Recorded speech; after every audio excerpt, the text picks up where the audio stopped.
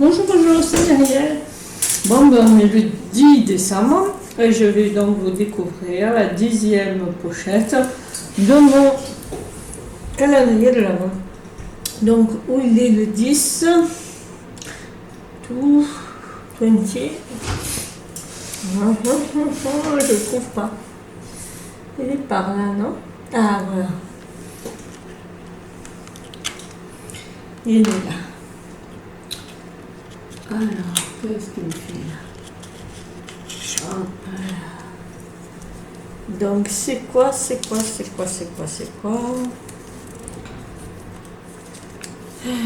Le Celtic Le Normand. Je vais vous présenter le Celtic Le Normand. Alors, je vais changer de webcam dans pas longtemps. Je vais recevoir ma webcam, une autre webcam. Je vais voir si ça sera mieux en qualité. Parce que c'est pas extraordinaire, je trouve, la qualité de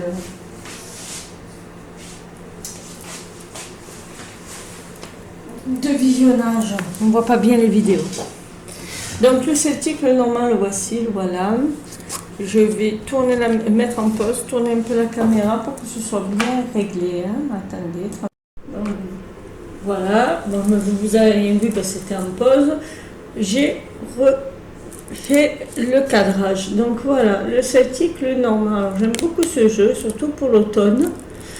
Et en plus, ce que j'apprécie dans ce jeu, dans le Celtic Le Normand, c'est qu'il est doublé, les cartes sont doublées. Alors j'ai oublié de vous dire qui c'est qui a fait le jeu. Alors il a été écrit par Chloé McCracken, c'est ça, c'est Kraken, ouais. Et l'artiste qui a fait les illustrations, c'est Will Worthington. Donc c'est des Celtes, hein, des Anglais. Donc c'est sur le thème donc celte et il est dans des tons marron, ocre, très très automnal. Je vais vous lire le dos de la boîte. La boîte se présente comme ceci, en boîte cloche. Les éditions, je ne me rappelle plus. C'est quoi les éditions? US Game. Donc c'est US Game System. Il est bien sûr en anglais, il n'est pas encore en français, mais bon, le guidebook est très simple, donc après avec Google Translate, il y a aussi plein d'applications de traduction qui existent, que m'a conseillé d'ailleurs certains abonnés, donc merci à eux. Et du coup, voilà. Donc c'est une jolie boîte, toute simple. Je vais vous lire le dernier. Je ne peux même pas vous lire parce que c'est en anglais. Je vais vous présenter plutôt les cartes. J'allais dire, je vais vous lire le dos de la boîte, mais bon. La boîte est du coup dans les tons à l'intérieur vert. Voilà. Le guidebook se présente comme ceci, avec une jolie carte des oiseaux. Alors il y en a deux types aussi d'oiseaux. Voilà, c'est en noir et blanc. Je ne l'ai pas encore traduit et je le traduirai. Et voilà comment se présente une carte. On a le nom de la carte, le chiffre, la description. Non, ça c'est les mots-clés. La description. Et là, si c'est lié à une personne, qu'est-ce que c'est comme caractéristique? Là, il y a la description de la carte. Meaning, je ne sais pas ce que ça veut dire. Et après, une petite phrase spirituelle concernant cette carte. Et à chaque fois, c'est le même principe. Alors, il y a beaucoup de choses. Je vous ai dit que c'était simple, mais c'était pas celle-là que j'avais en tête. Voilà. C'est plus pour l'intérêt des cartes que je l'ai pris, parce qu'après, bon, la signification d'un le normand, c'est les mêmes à chaque fois. Alors, j'ai envie de traduire surtout les tirages, parce qu'il y a différents tirages. Il y a des tirages en 4 cartes, il y a des tirages comme ceci, que j'aimerais bien vraiment, parce qu'il y a beaucoup de tirages en fait, je vais vous les montrer. Il y a énormément de tirages, et c'est ça que j'ai envie de traduire, essentiellement. Connaître un peu d'autres formes de tirage. Bien que je fasse toujours les mêmes. J'ai un tirage à 4 cartes là. Là, vous avez 3 cartes, 5 cartes, 6 cartes. Et ça, je vais les traduire. Ça, franchement, je vais me faire peut-être même un cahier de façon de tirer les cartes. Ça peut être bien, je pense. Avec toutes les idées de tirage que j'ai dans mes oracles, j'en ai fait même quelques-uns. Ça, c'est le grand tableau. Hein. L'intérêt d'avoir des petites cartes aussi le normand, c'est qu'on peut faire des grands tableaux.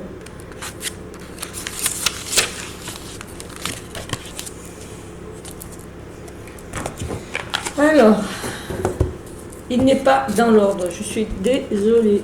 Vous savez quoi, je vais mettre en pause et je vais vous les mettre dans l'ordre. On va faire comme ça.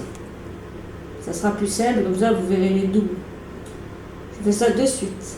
Et je vous retrouve. De toute façon, vous verrez rien, vous. Hein. Alors voici, nous revoilà. Même si pour vous, ça n'a pas duré bien longtemps. Pour moi, c'était un peu plus long. Donc voilà le jeu, comment il se présente.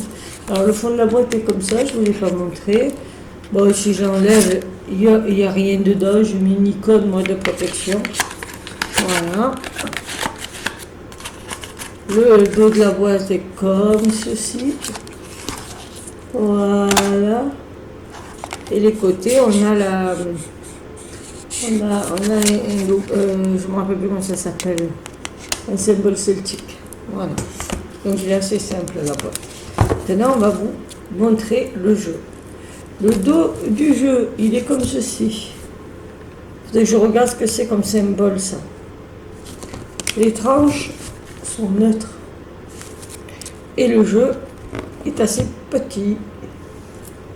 Suffisamment petit et suffisamment petit pour faire un grand tableau et suffisamment grand pour bien voir les cartes. Donc voilà, nous avons le premier cavalier. Voilà. Le deuxième cavalier. À la limite, je vais vous le faire comme ça. Voilà, vous voyez le dos de la carte. Le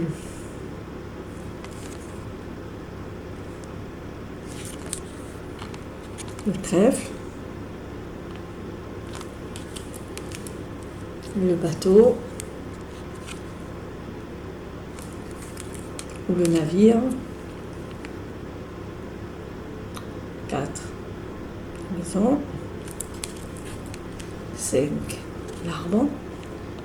Donc là, vous allez voir, comme vous avez pu voir, il y a 2 cavaliers. Et là, on a 2 maisons. On a le chêne. Et on a l'arbre en hiver. Donc ça peut aussi nous permettre de dater. C'est ça qui est bien. Les nuages. Le serpent qui mue. Donc là, on a un serpent dans le signe de transformation.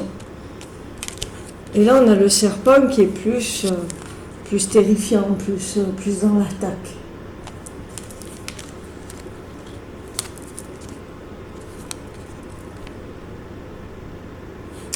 Ça, c'est le coffin. Ah, je l'ai en anglais, je l'ai pas en... C'est coffin, c'est le cercueil. Il me semble, hein? Ouais, c'est ça. Oh mon Dieu, j'ai un trou. Ouais, c'est ça, coffin. Le cercueil. Donc, c'est pas un cercueil, hein, c'est un mausolée, là, un temple, enfin, je sais plus comment ça s'appelle, ça. Et, c'est une terre, c'est... Oh, je m'en rappelle plus. C'est des mausolées. Le jardin. La faux. Alors, ce que j'aime bien là, c'est qu'on a un côté de tondu, coupé, côté abondance. Ça dépend le côté vers lequel on va parler. On récolte ou on coupe. Et là, on voit que c'est coupé, là, on voit que c'est récolté. Le balai, là c'est un balai, mais c'est en fait la verge. Les oiseaux, on n'en a pas 2, on en a 3. Donc on a ces oiseaux-là, dans l'idée de cancan, de discussion un peu puérile. Là, on a les oiseaux qui sont plus dans le côté un peu... la chouette, c'est la sagesse, donc c'est le côté sage, des discussions cachées dans l'obscurité. Et là, on a les piailleuses, les poulettes là, qui papotent entre elles. Donc on a 3 idées de discussion. Là, on a l'enfant qui est représenté là par un garçon. Et là, on a l'enfant représenté par une petite fille. Donc, comme on peut voir, on a le choix. Le renard, il est beau ce renard, je l'aime beaucoup. Il est en train de chasser là. Alors j'aime bien parce que quand on regarde,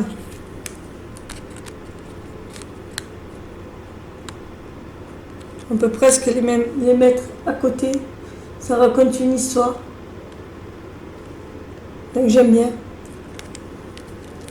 Donc là, le 15, c'est l'ours. Le 16, c'est l'étoile. 17, étoile, moi, que je dis. Je confonds un peu, moi. Le 16, le 17, donc les cigognes.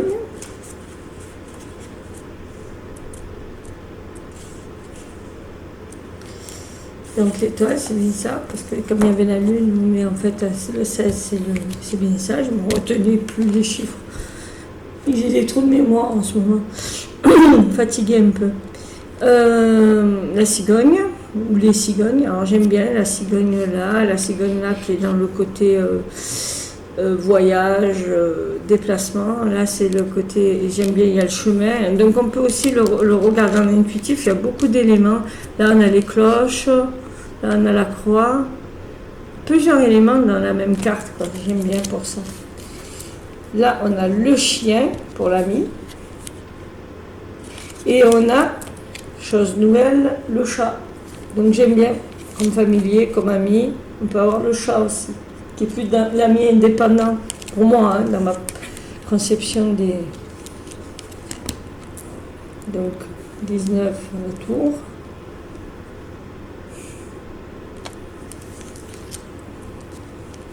Le jardin. Là, c'est quoi ça? Ah, je sais plus. Ah, c'est le jardin, ça. Donc, je me suis trompée quand je faisais des jardins en 3. Pourquoi je faisais des jardins en 2?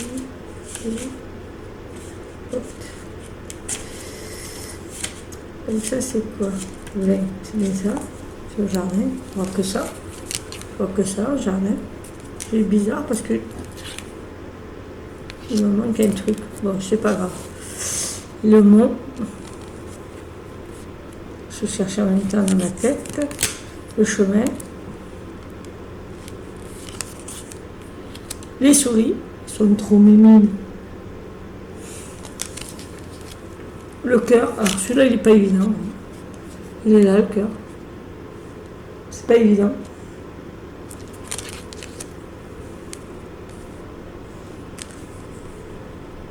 Belle cette carte. Elle est très très jolie cette carte. Donc ça c'est l'alliance, hein, normalement. On voit l'alliance comme l'anneau, et c'est souvent ce qu'on se sert, mais j'aime bien là, l'alliance, le lien de 2 personnes qui se tiennent la main. J'aime beaucoup. Le livre, la lettre, avec les jours barrés là. Si on attendait, on fait l'annonce. L'homme, donc ça c'est l'homme de la ferme. Hein. Là on a plus la question de l'empereur. En plus c'est un empereur mongol. La femme, toujours pareil. Femme plus côté terre, côté... Et là plus la chef de clan. La femme chef de clan. Là, on a le lys. Alors, c'est pas du lys, hein, c'est ça. 31 soleil.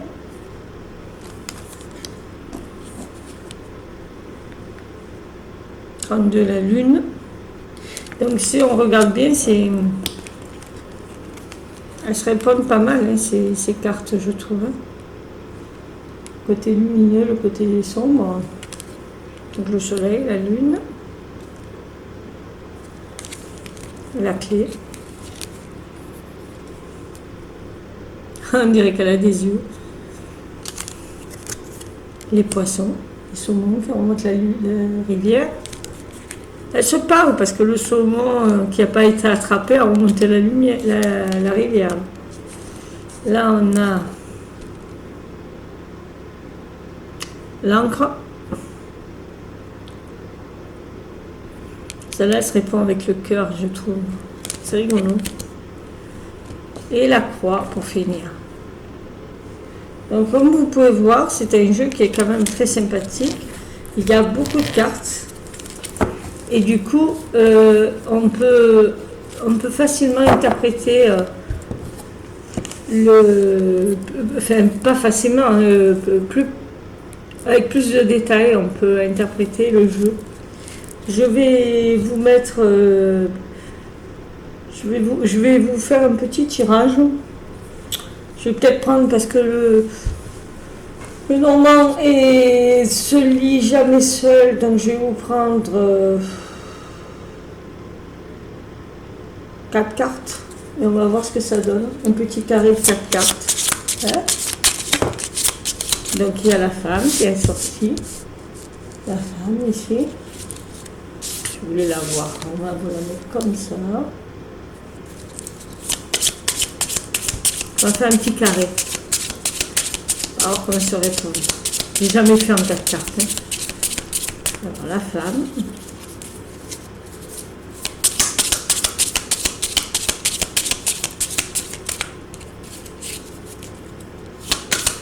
Allez, encore. L'étoile.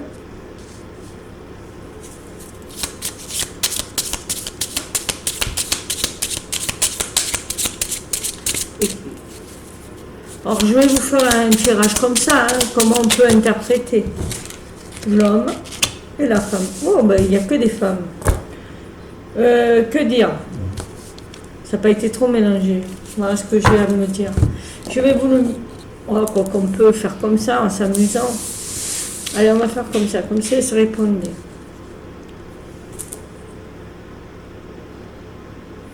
Là, ce que je vois, c'est un homme entouré de femmes. Voilà comment on pourrait, si on parlait de relations amoureuses, là ce que je verrais, c'est qu'il y a un homme qui regarde une femme qui n'est pas sa femme. Et sa femme, elle ne voit rien. Elle n'arrive pas. Pourtant, l'homme lui montre des signes. Il essaie de la guider, de lui dire, attends, il y a des signes qui ne sont pas trompeurs, qui va chercher ailleurs, l'homme. Donc là, ça voudrait dire presque que il y a une relation adultère là-dedans. Voilà comment on peut interpréter aussi les choses. On peut très bien dire la femme ne veut pas voir les signes de l'adultère de son mari, qui ne fait que regarder sa rivale. Après, si on place aussi la femme là et la femme là, on pourrait très bien dire qu'aucun des protagonistes se regarde. Donc l'homme est amoureux d'une femme, mais la femme ne la regarde pas.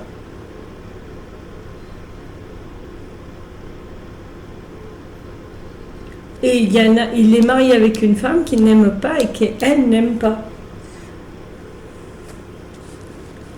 Et que là, il a peut-être à se laisser guider et porter vers quelque chose de meilleur. Voyez? Donc, quelque part, par contre, s'il y avait eu des protagonistes qui se regardaient, comme par exemple ici, et que lui regardait cette femme le regardait, là, on aurait pu dire, dans ce sens, là, on aurait pu dire, là, qu'on avait un couple, et qu'il y a une femme qui est jalouse de cette relation. Voilà. Et que personne ne veut voir les signes de la jalousie de cette femme. Et que cette femme, elle, regarde les signes et elle essaye de faire quelque chose pour séparer le couple. Vous voyez, il y a des trucs comme ça. Donc il est très bien parce qu'on peut aussi, comme il y a plusieurs protagonistes, parler de relations de couple ou même d'adultère. Voilà. Comme c'était pour faire une présentation qui dure un peu. Je ne peux pas vous lire le guidebook, il est en anglais, donc je suis très très mauvaise en anglais, comme vous. Voilà. J'ai un anglais très scolaire, j'ai arrêté l'école, j'ai un niveau, ouais, quatrième, troisième, première, voilà. Parce que moi j'ai fait un bac pro, donc j'ai un niveau bac pro quoi, en anglais, donc c'est pas extraordinaire. Hein. Je vous laisse avec ça, avec le celtique, le normand, le joli celtique, le normand. Je ne vous ai pas dit le prix qu'il coûtait, parce que je ne l'ai pas ici, là. Je sais que c'est un petit prix, mais je ne pourrais pas vous dire combien je l'ai payé. Moins de 20 dollars, hein. Moins de 20 dollars, il vaut pas très cher, je crois, il me semble. Je vous dis au revoir. Si ça vous a plu, faites comme d'habitude, hein. Le pouce bleu, c'est sympathique, ça fait toujours plaisir, ça fait monter la vidéo et elle est de plus en plus visible. Et après, abonnez-vous si vous ne l'avez pas fait pour me suivre. Je vous dis au revoir et à la prochaine. Bye bye.